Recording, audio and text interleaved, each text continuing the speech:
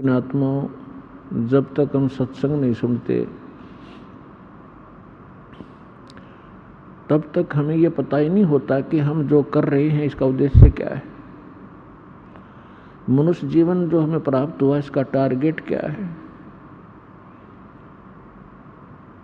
सत्संग प्राप्ति से पहले हम अपने जो भी दिनचर्या को पूर्वजों से देखते हुए कर रहे थे उसी को अंतिम मान रखा था।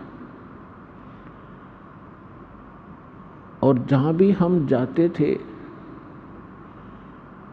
किसी भी मित्र के पास, रिलेटिव नाती के पास या घर गांव अड़ोस पड़ोस में, तो सभी से हमें माया इकट्ठी करने की ट्रेनिंग मिलती थी, उसी की शिक्षा प्राप्त होती थी,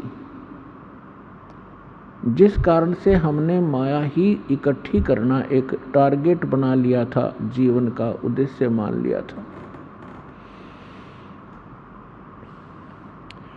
जीवन के मूल उद्देश्य से हम वंचित थे।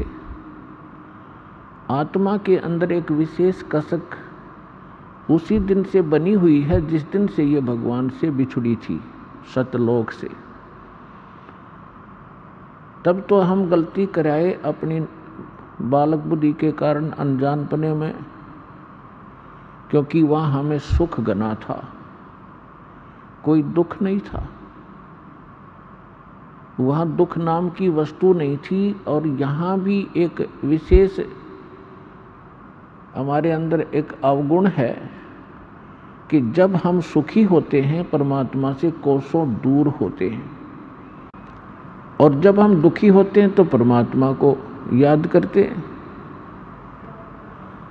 तो इस आत्मा को उसी दिन से, जिस दिन से भगवान के उस सर्वसंपन्न लोक को छोड़कर यहाँ काल के इस कंगाल लोक में आई है, उसी दिन से इसको अब आभास हो गया है, एहसास हो रहा है कि कोई और सुख सथल है और कोई ऐसी शक्ति है जो हमें यहाँ भी सुख दे सकती है। और एक मोक्ष शब्द भी हमने सुन रखा है सदग्रंथों से और इन काल के भेजे हुए दूत संतों से, और मोक्ष भी वो दे सकता है। तो जो हम अपने मनुष्य जीवन का उद्देश्य लेकर जी रहे थे सत्संग सुनने से पहले, उसके साथ साथ आत्मा भी अपना काम अवश्य कर रही थी, वो रुक नहीं रही थी। कोई ना कोई भक्ति साधना वो कर रही थी परमात्मा के लिए। चाहे कोई परंपरागत कोई व्रत रख रहा था, देखा देखी, कोई भगवान शिव को पूज रहा था, तो कोई भगवान विष्णु को, कोई भगवान राम और श्री कृष्ण को,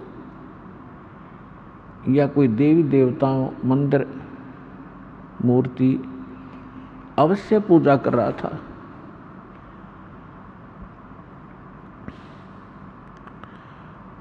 जब हमें सतगुरु मिले तब ये ज्ञान हुआ कि मनुष्य जीवन किस लिए प्राप्त हुआ था। तो परमात्मा ये यथार्थ ज्ञान जो सत्संग कहते हैं, ये परमात्मा ही आकर बताता है। और परमात्मा के द्वारा दिए गए ज्ञान को सभी सदग्रंथों में कहा है कि वो ज्ञान वास्तविक है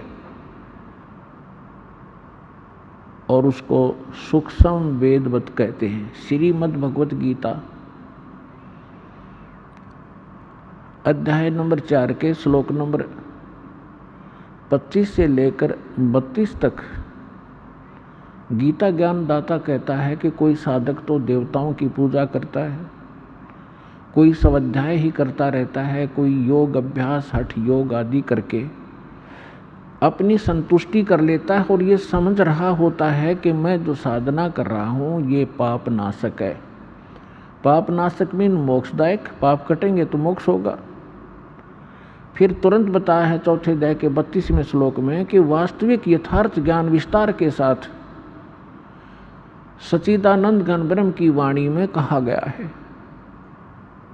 इन यज्ञों की वास्तविक जानकारी, यज्ञ माने धार्मिक अनुष्ठानों की वास्तविक जानकारी यथार्थ विस्तार के साथ ब्रह्मणे मुखे यानी सच्चिदानंद घन ब्रह्म ने, पूर्ण परमात्मा ने, सत्य पुरुष ने, परम अक्षर ब्रह्म ने अपने मुख कमल से बोलकर जो ज्ञान दिया है वो वास्तविक ज्ञान है। उसको तत्व ज्ञान, उसको सूक्ष्म वेद कहते हैं।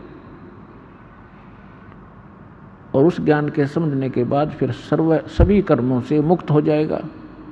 चौथे अध्याय के 34वें श्लोक में कहा कि उस तत्व ज्ञान को जो भगवान आकर स्वयं बताता है, तत्वदर्शी संतों के पास जाकर समझ, वो तत्वदर्शी संत तुझे उस तत्व ज्ञान का उपदेश करेंगे।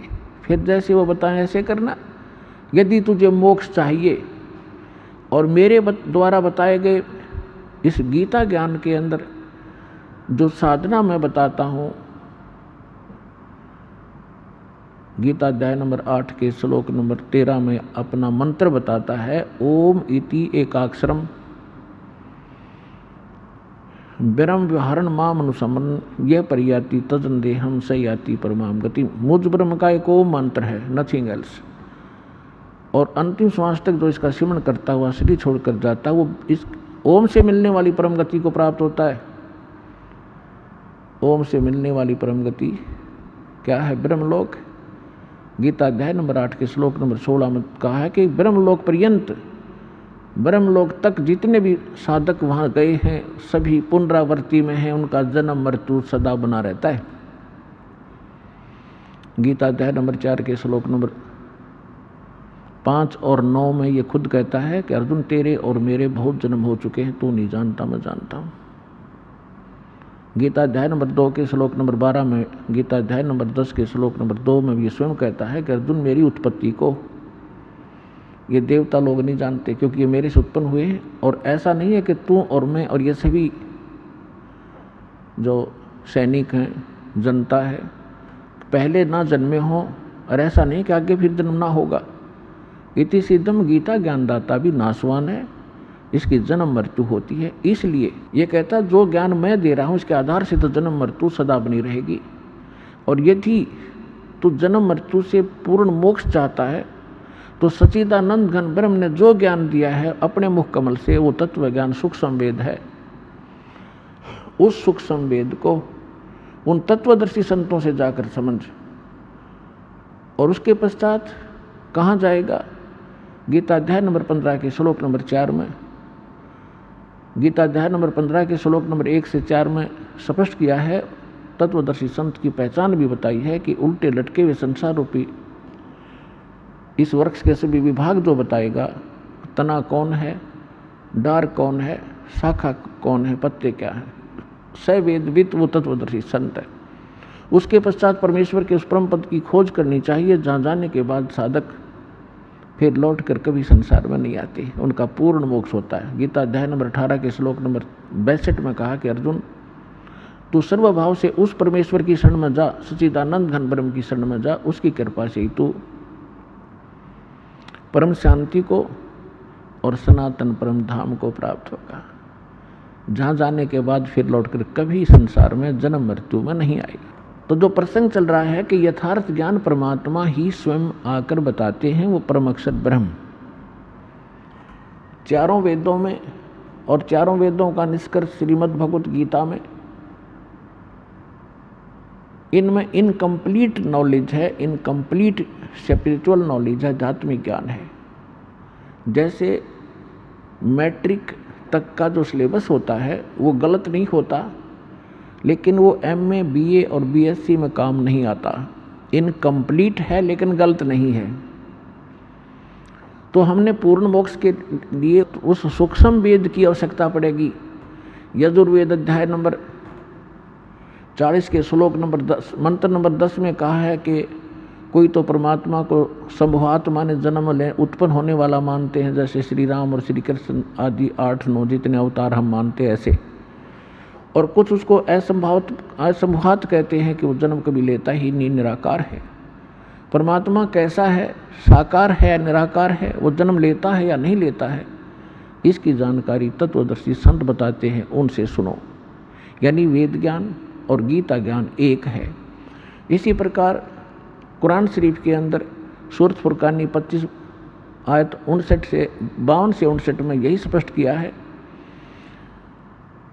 कि जिसने 6 दिन में सृष्टि रची और 7वें दिन तख्त पर जा बैठा, वो पूर्ण परमात्मा कबीर है, अल्लाह कबीर है।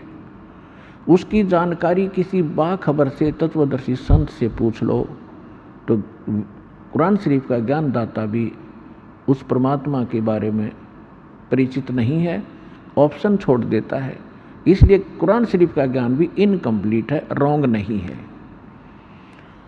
अब सूक्ष्म वेद में क्या बताया है? परमेश्वर से प्राप्त ज्ञान के आधार से श्री आदरणीय गरीबदास साहिब जी ने ऋग यजुर्साम अथर्वणम, ये चारों वेद चतुर्भंगी रे, सूक्ष्म वेद साहेब का बाचे, सोए कहिए सतसंगी रे। ऋग यजुर्साम अथर्वण, ये चारों वेद चित्तभंगी रे, ये आपको यथार्थ ज्ञान ना दे करके आपके मन को भ्रमित किए रहते हैं, शंकाओं में डाले रहते हैं, क्योंकि ये इनकम्प्लीट नॉलेज है। और सूक्ष्म वेद साहेब का बाँचै, सोए कहिए सतसंगी रे। तो सूक्ष्म वेद में परमात्मा ने स्वयं आकर के क्या बताया है? मानुष जन्म दुर्लभ है, मिले न बारंबार, तरवर से पत्ता टूट गिरे, वो बहोर न लगता डार। मानुष जन्म पाए कर, जो नहीं रटे हरि नाम, जैसे कुआं जल बिना फिर बनवाया क्या काम।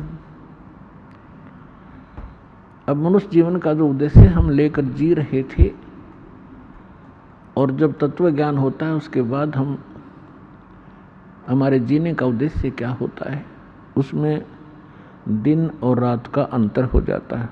परमात्मा हमें याद दिलाते हैं कि ये मनुष्य जीवन केवल परमात्मा की साधना के लिए प्राप्त होता है, मोक्ष प्राप्ति के लिए प्राप्त होता है। और जो श्रद्धालु सत्संग नहीं सुन पाते, सूक्ष्म वेद जिनको प्राप्त नहीं होता, वो भक्ति करके भी असफल